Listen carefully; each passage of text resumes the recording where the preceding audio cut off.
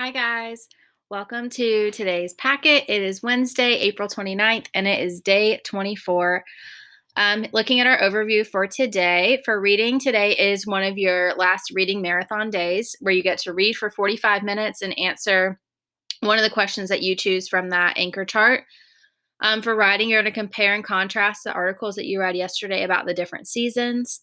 In math, you're finishing up that spiral review. And today is science, and you're going to be reading about Earth and how there are some huge changes that happen here. So let's get started with reading. So, as you have done this 2 times before, on a marathon reading day, you read your book that you've been reading independently and you read it for 45 minutes straight.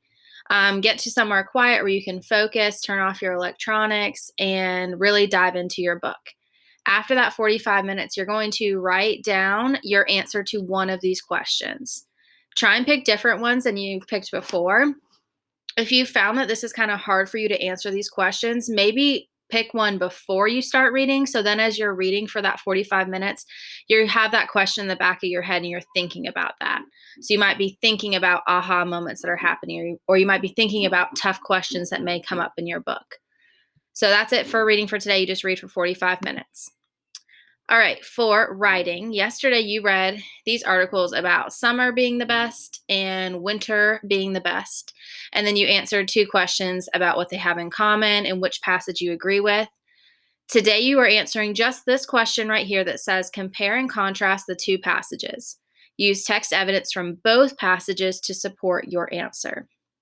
I know you already want to ask me.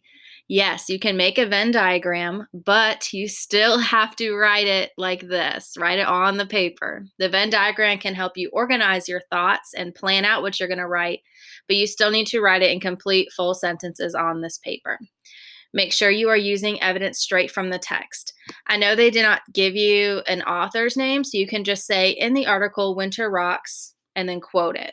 Or the author of Winter Rocks said, and quote it like that.